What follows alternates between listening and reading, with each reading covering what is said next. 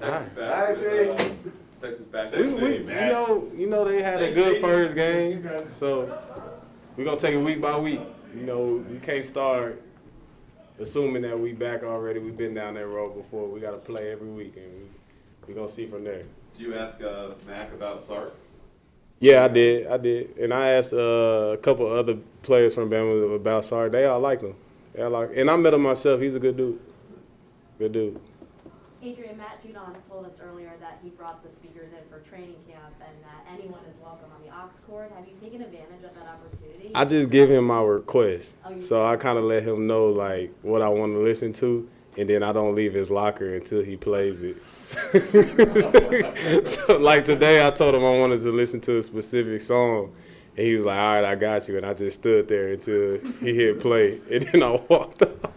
How has that helped you kind of prepare for practice, just his energy and what he's brought into the locker room? I mean, he brings a different type of energy to the locker room. You know, he's always lively, always on the go, and you kind of need that because some days you might come into the facility, you know, you might not have the juice that you're looking for, or somebody might not have the juice that they're looking for, but he gonna make sure he bring it out to you every time. So you need somebody like that in the locker room. After going through last year, how much did you miss? How much did you realize you missed the camaraderie of being around the guys like you are right now, locker room, music, and everything like that? Yeah, I said it before. It's totally different. Like between this year and last year you had to deal with COVID and guys staying 6 feet apart and being in 2 separate locker rooms. But now you got everybody together and you're able to talk to different sides of the ball and different position groups without having to just see them in passing because we couldn't be around each other. So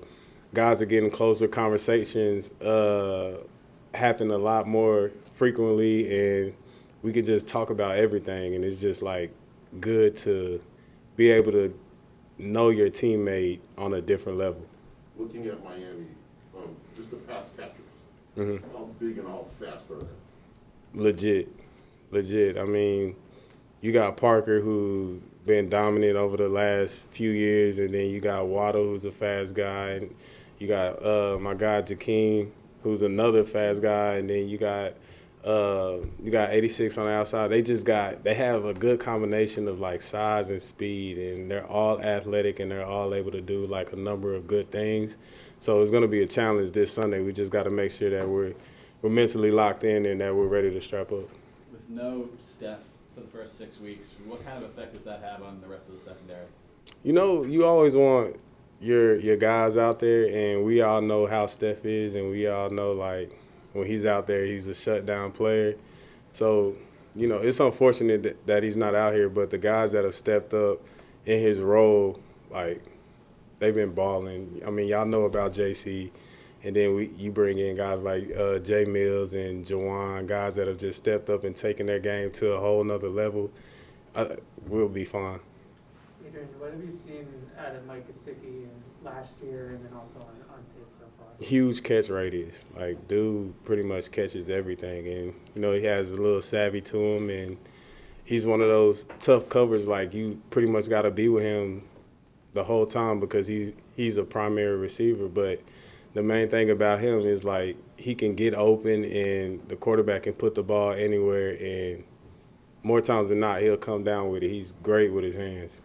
Adrian, how is Shaun Wade kind of caught on? He's obviously new to you guys, only been here a few weeks, but from what you've seen from him and the time you've been with him, how's he caught up? I mean, basically he's a sponge. You know, he came from Baltimore and he came like the last week of training camp. So, you know, guys kind of already know each other and know how each other plays, and he's the new guy in the room. He's just trying to remember all our names, but we embraced him, and you see talent from like off the jump, like immediately, like the guy can play.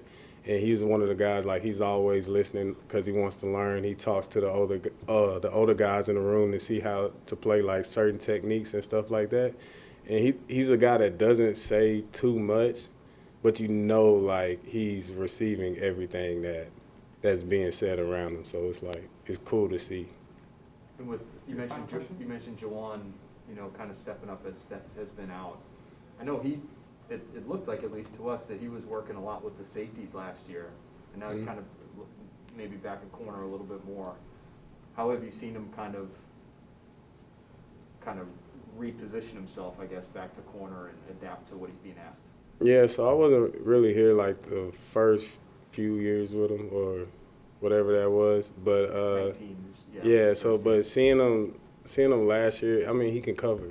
The dude can cover. He's long and he can run and he's physical. Like he's pretty much everything you want. So, it's different covering tight ends than it is receivers. So you might have to change up your style a little bit, but he's a guy that can do it like fluidly. It's just if we ask him, we can ask him to cover whoever, but he's a guy that like works hard and wants to be great at everything. So he handles it.